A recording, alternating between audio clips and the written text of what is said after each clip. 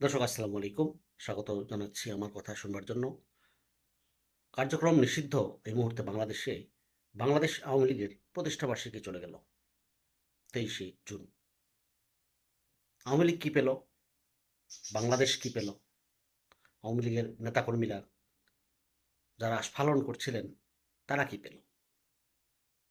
এবং বর্তমান সরকার বিএনপির সরকার কী পেল? একই সাথে জামাত কী পেল বিরোধী দল হিসেবে?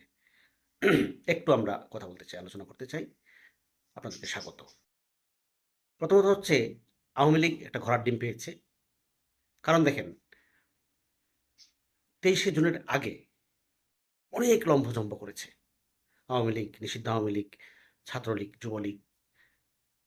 তাদের সিনিয়র নেতারা বাংলাদেশে নেই, ঠিক আছে, কিন্তু বাংলাদেশে যারা আছে কর্মী, যারা সমর্থক, তাদের মধ্যে অতি আবেগী যারা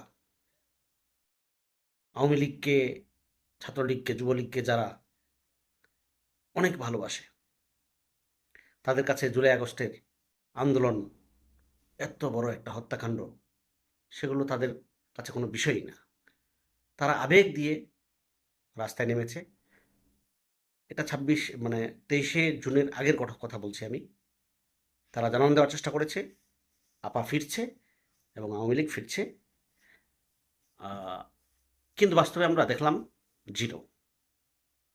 আওয়ামী লীগ আসলে কিছুই করতে পারেনি এবং আওয়ামী লীগ কিছু করতে পারবে না। সবচেয়ে বড় কথা হচ্ছে ছাত্রদলের সাবেক কেন্দ্রীয় সভাপতি ডক্টর শাহাবুদ্দিন লালটু, তিনি প্রবাসে থাকেন কানাডাতে। তিনি ফেসবুকে একটি স্ট্যাটাস দিয়ে বলেছিলেন যে আওয়ামী লীগ মরে গেছে। যে আওয়ামী লীগ মরে গেছে তাকে নিয়ে চিন্তা করার আর সুযোগ নেই। সবচেয়ে বড় কথা হচ্ছে আওয়ামী লীগ মরে গেছে, আওয়ামী লীগের সিনিয়র নেতারা নাই দেশে, আওয়ামী লীগের কার্যক্রম নিষিদ্ধ, তাহলে এত লাখ লাখ কোটি নেতাকর্মী তাদের কী হবে? তিনি বলেছেন, শাহাবুদ্দিন লালটু, যে আওয়ামী লীগ অনেক বড় সংগঠন হতে পারে, আওয়ামী লীগ অনেক বড় দল হতে পারে, কিন্তু একটা কথা মাথায় রাখবেন যে হাতি অনেক বড়, কিন্তু হাতি যখন মারা যায় এরপরে কিন্তু মাটির সাথে মিশে যায়। মানে এত বড় দেহ কিন্তু আর থাকে না, আস্তে আস্তে পচে যায়, পচে নষ্ট হয়ে যায়, গলে যায় এবং সেটার আর কোনো মূল্য থাকে না। এখন বিষয়টা হচ্ছে আওয়ামী লীগের অবস্থা হয়েছে সেই। সামনে দেখা যাবে আওয়ামী লীগ বিএনপিতে চলে যাবে, আওয়ামী লীগ কিছু জামাতে চলে যাবে, কিছু এনসিপিতে চলে যাবে, কিছু জাতীয় পার্টিতে চলে যাবে। নতুন দল গঠন করে এস্টাবলিশ হওয়া, এটা এই মুহূর্তে আসলে সো টাফ। যাই হোক, আওয়ামী লীগের রেজাল্ট জিরোই আমরা বলতে পারি।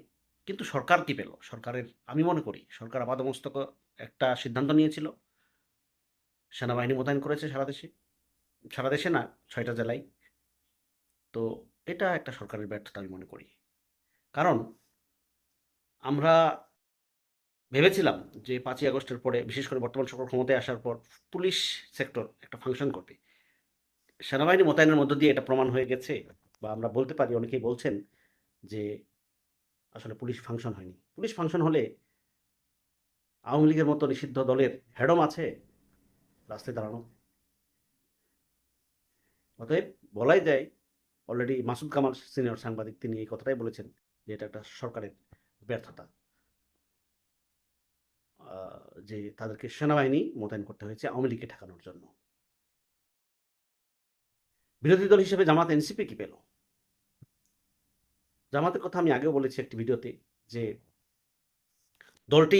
দলটি জনপ্রিয়তার দিকে আগাচ্ছে বটে, কিন্তু দলটি এখনো ইমেচুরড। দেখেন, আওয়ামী লীগের বিরুদ্ধে আপনারা মিছিল করবেন, সমাবেশ করবেন, আপনারা আন্দোলন করবেন, আপনারা প্রোটেস্ট করবেন, হ্যাঁ, আওয়ামী লীগকে নিষিদ্ধ আওয়ামী লীগের কর্মকাণ্ড রুখে দিবেন, সমস্যা নেই তো। সাংবাদিকদের সাথে লাগতে গেলেন কেন আপনারা? আপনারা ধানমন্ডির মতো একটা স্পর্শকাতর জায়গায়, যেটা আওয়ামী লীগের আঁতুড়ঘর বলা যায়, সেই ধানমন্ডি 32 নম্বরের সামনে আপনারা মিছিল করলেন। সাংবাদিকরা কি বলবে না বলবে, কি রিকোয়েস্ট করবে না করবে, কি প্রশ্ন করেছে না করেছে, ঠান্ডা মাথায় জবাব দিতে হবে, কিন্তু আপনারা সেটা করতে ব্যর্থ হয়েছেন। উল্টো সাংবাদিকের উপর আপনারা চড়াও হয়েছেন এবং সাংবাদিক আহত হয়েছে।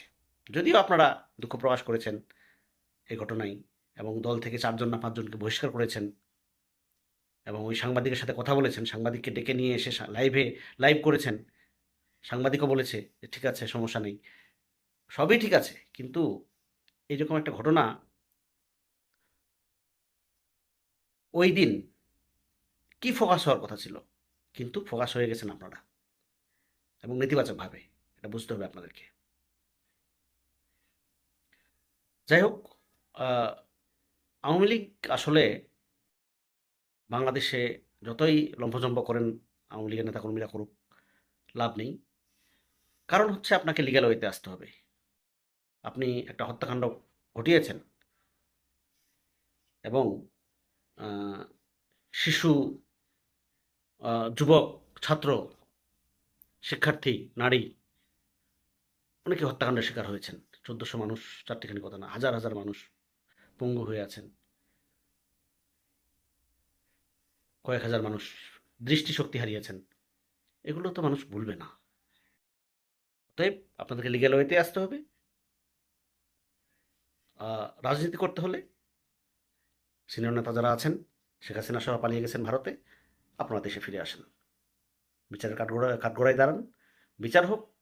আপনারা যদি আ দোষী সাব্যস্ত না হন, তাহলে তো কোনো সমস্যা নেই। তাহলে ভয় পাচ্ছেন কিসের? যাই হোক, দর্শক, এই বিষয়ে আপনার কোনো মন্তব্য থাকলে কমেন্টসে জানান। ধন্যবাদ।